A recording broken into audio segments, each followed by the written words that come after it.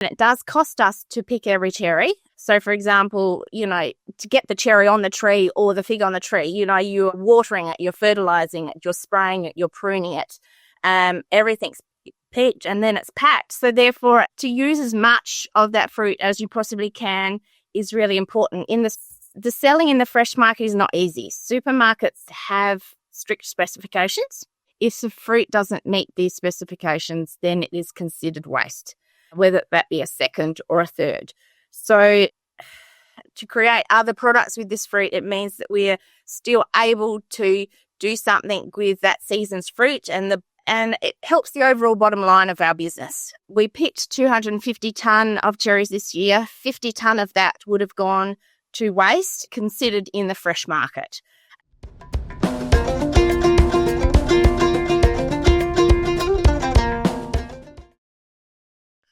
Welcome to Season 3 of Food Waste Matters, the podcast where we have those conversations about the fight against food waste.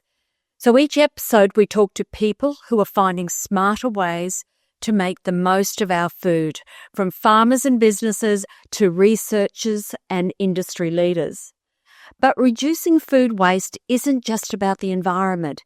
It's also about supporting our local growers, saving money, and making sure perfectly good food doesn't go to waste.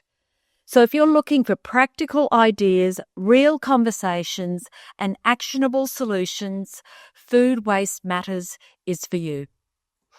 So welcome to another episode of Food Waste Matters. I'm your host, Dr. Joanne Freeman from Honey & Fox.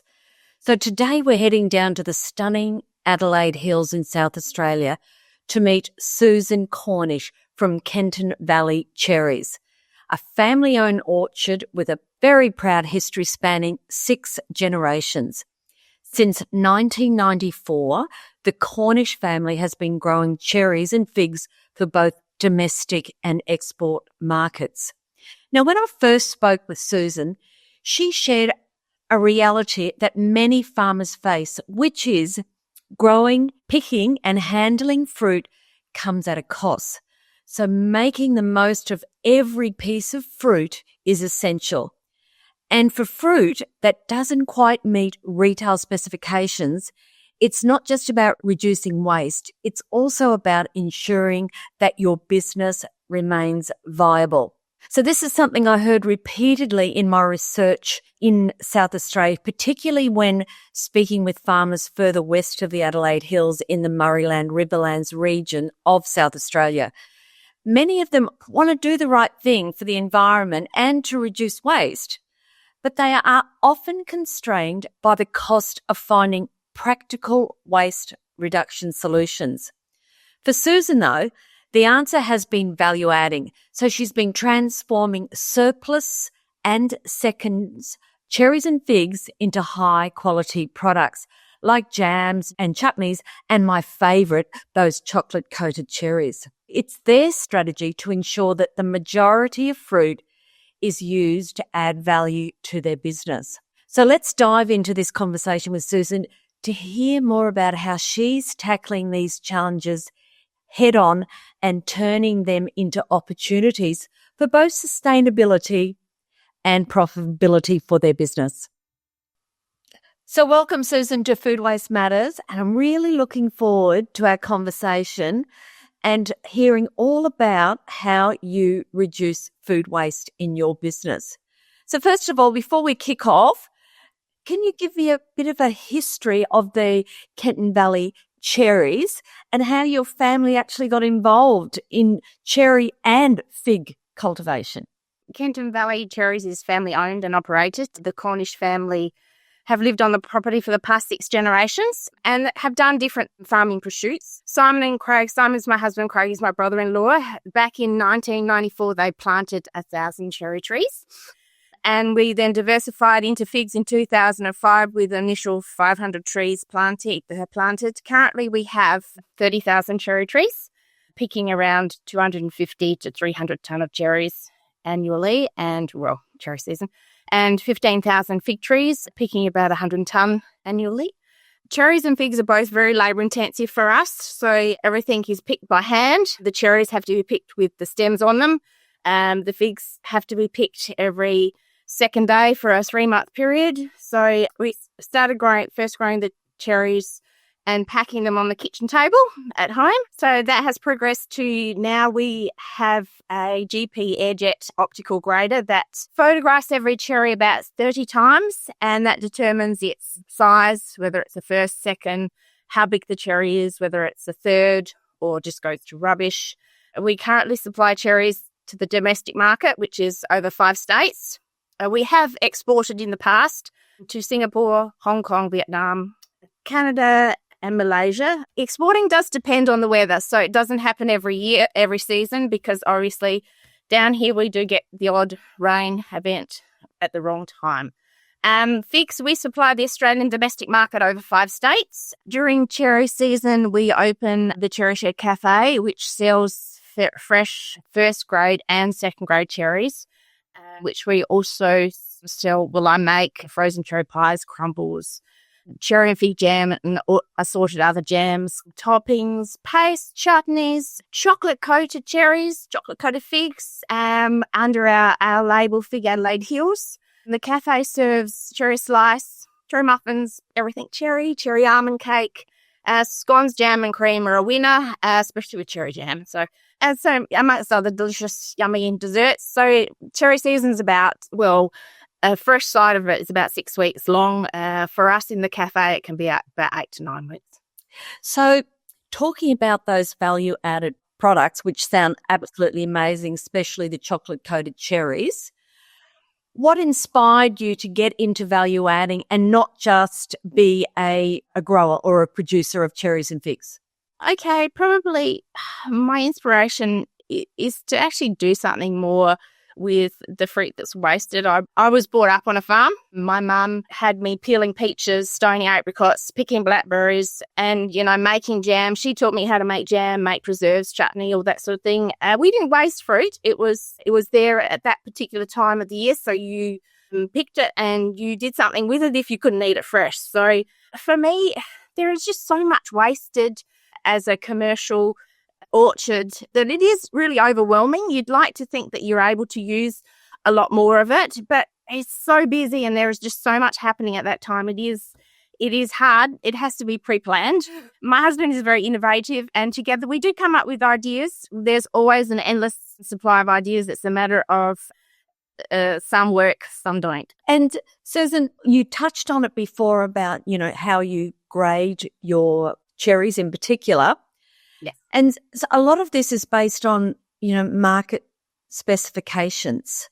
So how does this impact, a business like yourself, and what challenges do these market specifications present in terms of your fruit selection and your potential waste?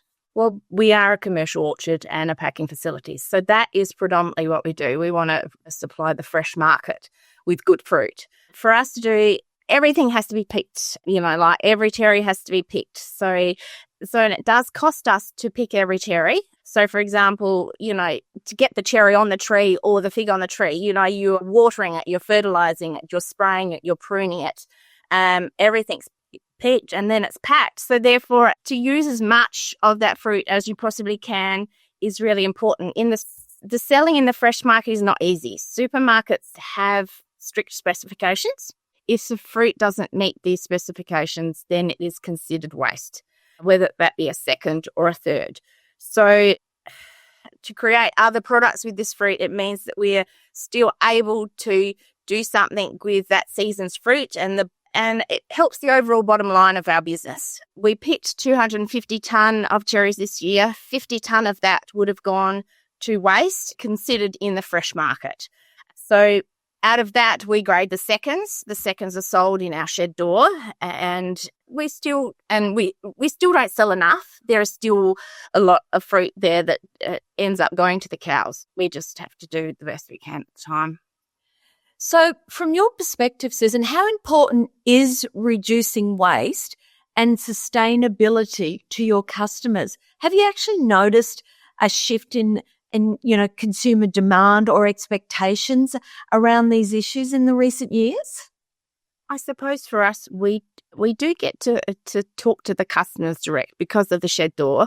So for me, the customers at the shed door, they're open to seconds. They don't have any problems. They want to know what is wrong with the seconds, basically. And for us, the girls are trained. A second has a crack, split, or an imperfection of some description, and we generally tell the customer, look, you know what? If you're looking to have something straight away, eat them within 3 or 4 days, no problems, okay? If you're looking to keep something longer, so, it's close to Christmas or special occasions, so first grade is a week to 2 weeks, okay? They will store in the fridge, but that is on the proviso that you are not tampering with the cold chain. They need to be kept cold as they leave the property here, as they go to your home and to the fridge. So that is something we do remind customers, don't leave them on the back seat in the hot sun because they're not going to last very long. And look, they are really, people want to know about the season. They come in wanting to find out how things are going. And we do have tough seasons when there's rain, etc. So, and they just want to support us as a grower, and they understand that there's only so much first grade. So they always generally seem to be quite happy to have the seconds. They know that they're getting them as fresh as they possibly can because they've just been graded. So, yeah, they're very happy to support us. We do find that the customers are generally interested in what they're buying. They want to know where it's come from. They come to the farm. They see it all happening. Like they drive past the shed where all the cherries are coming in. They drive past where the trucks are taking the pallets out. So, you drive past the trees that are netted, etc. So you can see it's a working farm. So what I'm hearing, Susan, is as part of, raising awareness about your seconds or just not so perfect fruit, some of the communication that you tell your customers is that there's nothing wrong with seconds, but what you're seeing is they're really interested about where they come from. So once they know where it comes from, being a second isn't so important for them.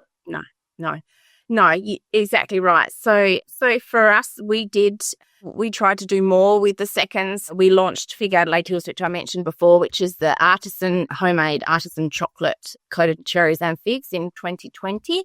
Drying cherries, it was something else that we did with the fruit, drying figs. We've included a couple other fruits as well and hand dipped them or panning them in Belgian chocolate. Pretty yummy. So in the last 4 years, we have interacted a lot with customers, going out there and promoting those products and talking to people, for them to understand that product has gone from tree and to their table, and there's nowhere else in between. It's us doing the whole lot. They are really, really captivated by that and really interested in knowing that we're doing something with a fruit that doesn't meet the market specifications.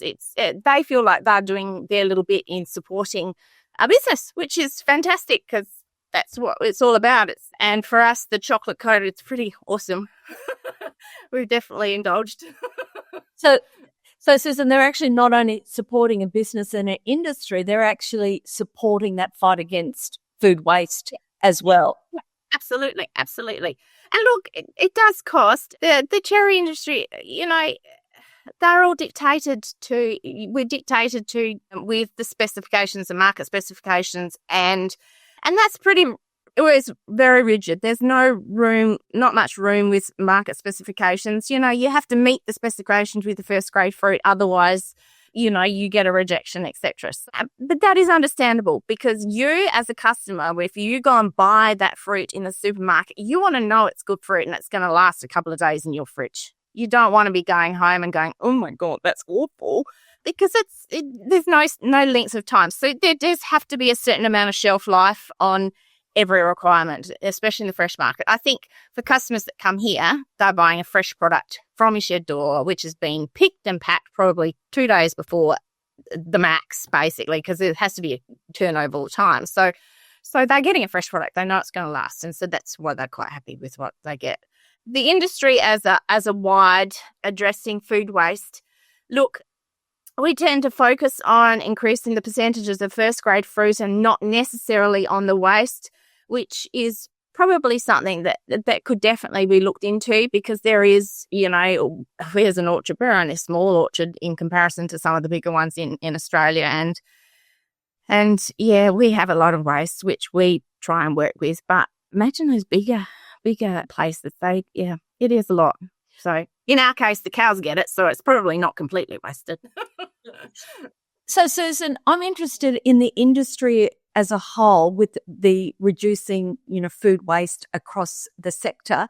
Are these discussions being had at an industry level?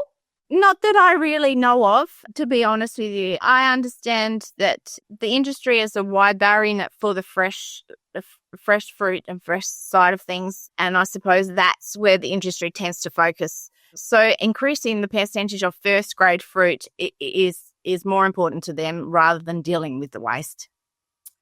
So another question. Being in the Adelaide Hills, which is a fabulous wine region, as we all know, how does Kenton Valley Cherries collaborate with, other local producers or businesses to further your sustainability efforts or to, promote what you're doing in this space about reducing waste? Okay, well, look, the Adelaide Hills, we have some wonderful places to come and visit and all that, and see and enjoy everything about the Adelaide Hills.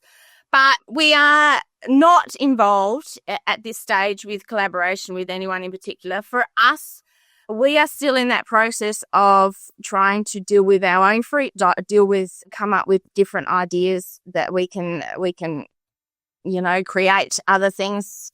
Like there is always plenty of things going on for us, but we do have small periods of time where we can do that. So it is a time factor thing, and for us, it's money, really. Everything is time and money. So you just have to just do what you can at the time that you've got. So yeah, we would certainly look at more collaborations in the future, I think, if things were presented to us. So Susan, finally, what advice would you give to any other growers or small food businesses who are, considering diversifying from just being a grower to manage the surplus produce and reduce waste? Look, there is a lot out there. There is a lot. We did a research, but in the end, you know what? If you've got an idea, just give it a go.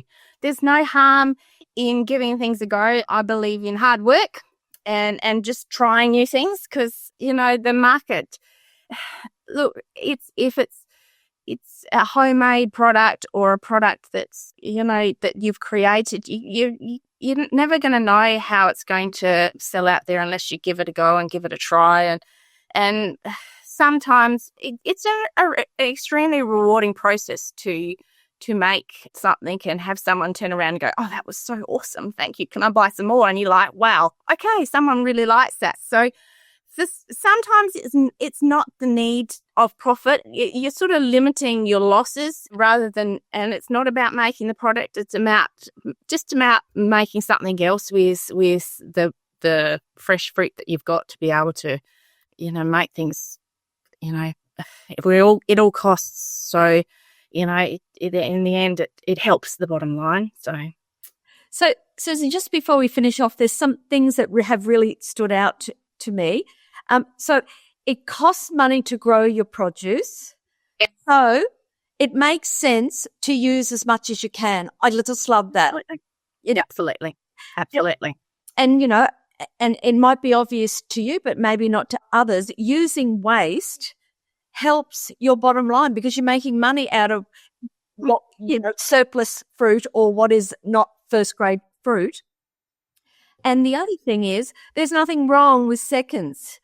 And for your customers, it's more about where the fruit comes from. Absolutely. And it's education. I think people want to know what's out there. They want to know the story behind things. So, get out and talk to people. That's the best way of finding out what they want. Well, I think that's a great place to finish off today, Susan. Thank you so much for your time.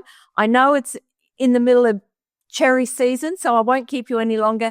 Thank you again. I hope you have a great season, and I look forward to keeping in contact. Thanks again. Lovely. Thanks so much. Well, that wraps up our conversation with Susan Cornish from Kenton Valley Cherries. Susan's approach to reducing food waste while creating value for her business really highlights how innovative thinking and practical solutions can make a big difference, not just for sustainability, but also for the bottom line. Susan also highlighted that educating her customers about what is good fruit is key to helping people understand that there's nothing wrong with seconds. Now, if you'd like to learn more about Susan and her family business, or better still, if you want to order some of her delicious products, head over to their website, www.kentonvalleycherries.com.au. And don't forget, all our previous podcast episodes are available on YouTube and all your major podcast platforms. So if you've missed any, you can catch up anytime.